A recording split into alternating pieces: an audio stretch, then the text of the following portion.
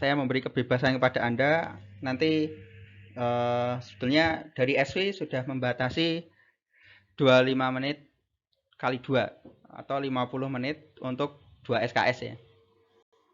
Misalnya Anda ingin live silahkan, saya tidak masalah. Tapi saya akan melanjutkan kuliah. Mungkin singkat sebentar lagi. Oh, Mbak Devi masuk ya ini. Oke, nanti saya tambahkan sebelum lupa. Katanya sinyalnya mungkin tidak stabil. Misalnya Anda mau live, tidak masalah. Yang penting Anda sudah absen, sudah nanti mengerjakan tugas. Tapi misalnya Anda masih mau mengikuti kuliah juga silahkan. Malah direkomendasikan. Nanti akan saya upload. Kemarin saya terlupa, sudah saya convert ke video tapi lupa untuk mengupload. Materi bahasan kedua adalah tentang sistem kelistrikan pada motor bakar. Nah, sistem kelistrikan ada beberapa. Ada starter, charging, bentar.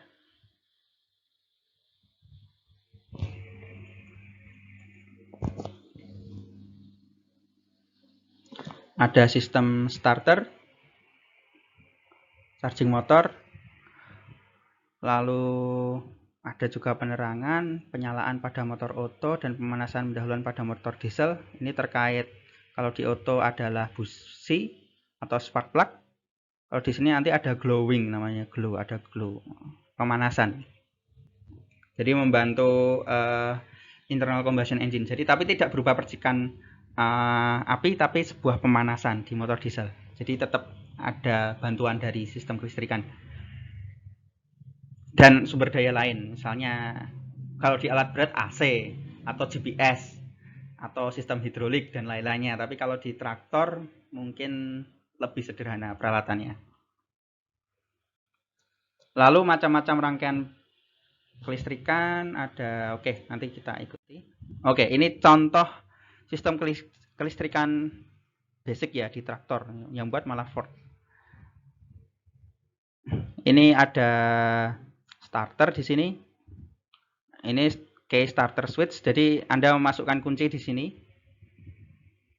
Nah, posisi switchnya di mana mempengaruhi. Misalnya Anda menyalakan posisi switchnya di mana, itu akan menyalakan starter. Kalau posisi normal nanti alternator berfungsi dan seterusnya. Ini ada banyak. Juga ada sistem penerangan di sini. Nah, ini generator regulator, ini untuk alternator, untuk pembangkit listrik di dalam traktor. Nah, nanti kita lihat sistem charging, ada sistem chargingnya di situ juga. Ini ada sensor-sensor untuk pembakaran, mungkin fuel gauge, temperature gauge, macam-macam. Nah, ini masih di sistem starter. Nah, ini ada di sistem starter juga. Nah, ini untuk yang basic ya. Lebih simpel daripada yang di alat berat diesel engine. Oke, ini adalah sistem penyalaan atau ignition system. Prinsipnya ya ini. Rusak sifat isolator udara pada celah elektroda busi dengan menggunakan beda potensial yang cukup tinggi. Saya lupa mengeser ya. Sorry.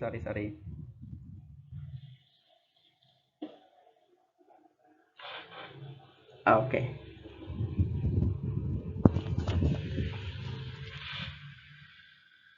Ya, kita sampai sistem penyalaan. Prinsip utamanya adalah merusak sifat isolator udara pada celah elektroda busi dengan menggunakan beda potensial yang cukup tinggi antara kedua elektrodanya. Jadi intinya ada semacam gap yang perlu di overcome atau ditempuh supaya ada percikan api di sana.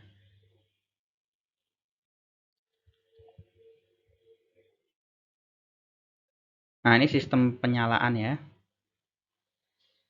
Oke, tidak kita bahas semuanya, kita bahas hanya sistem penyalaan baterai dan penyalaan magneto.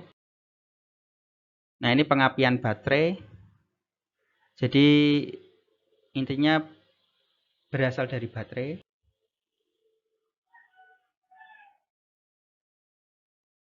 Ya, nanti silahkan baca lebih lanjut di sini, tapi intinya di sini ketika terjadi breaker point-nya dibuka, nah ini ground ya, kalau yang ini ground, yang perlu enak sebetulnya ada dua sistem, ada yang coil primary, ada yang secondary. Jadi begitu di sini ada arus, nah akan mempengaruhi di sini juga akan ada arus yang akan mempengaruhi besar voltase di sini dan nyala tidaknya di sistem pengapian atau busi dan semacamnya. Nah, ini berbagai faktor yang mempengaruhi gap. Jadi ada compression ratio, ada kecepatan engine, dan macam-macam. Jadi untuk pada kecepatan rendah lebih voltase yang diperlukan lebih tinggi atau gap, istilahnya spark plug gap lebih tinggi. Jadi untuk menyalakan busi lebih tinggi usahanya pada kecepatan rendah dan pada kompresi yang tinggi.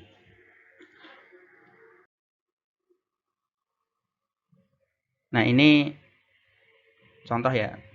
Jadi di sisi lain yang seperti saya ceritakan tadi, ketika Anda memampatkan udara, jadi pressure-nya lebih tinggi, maka sebetulnya compression ratio lebih tinggi, atau mungkin ada semacam supercharger atau turbocharger di intake dari engine.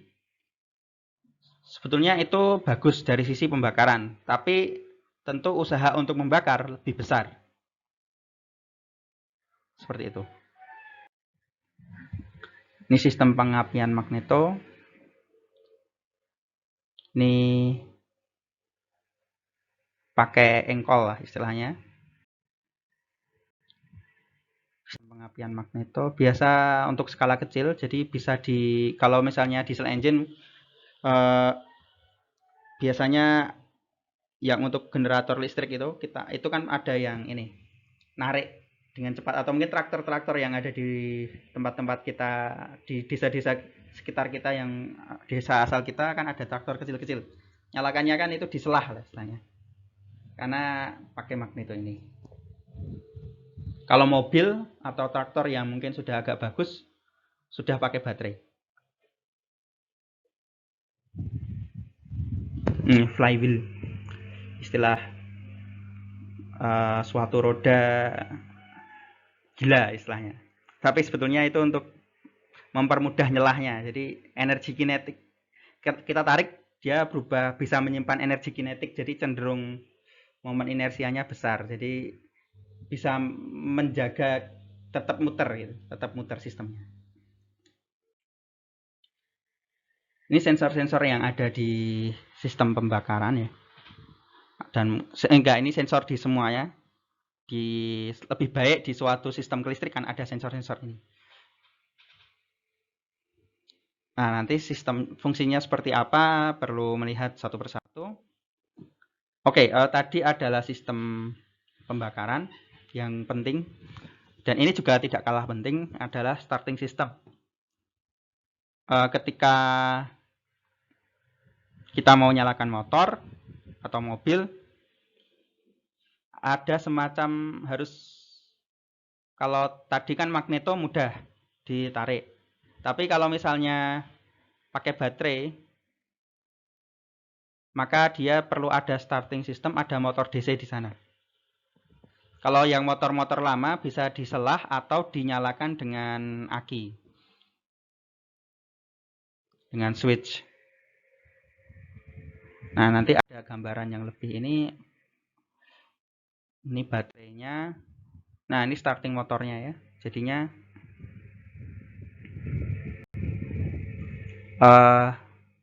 pengemudi memberi input. Nah, sistem starter di sini ada baterai DC, di sini ada motor DC di sini. DC motor, lalu nanti akan muter engine. Cara pengemudi memberi inputnya seperti apa? Pakai key switch atau starter switch. Nah, tidak saya gambarkan di sini, tapi pada posisi tertentu akan membentuk logic tertentu sehingga memberi sinyal ke motor, starting motor, Jadi sebetulnya ada motor DC, sudah ada motor DC di starter. Fungsinya supaya dia memberi pancingan kepada engine untuk muter duluan. Entah memanaskan, entah apa. Nah, kalau dilihat energinya, sebenarnya ada listrik, terus nanti keluarnya mekanis gitu. Atau diselah, kalau diselah kita memberi energi mekanik, terus menjadi magnet, itu jadi energi apa? Magnet itu ada energi listrik ke spark plug. Jadi energi mekanik yang kita beri ketika selah itu sebenarnya terbagi menjadi dua, ke motornya supaya memberi putaran awal seperti mancing istilahnya, dan juga untuk spark plug biar ada percikan api.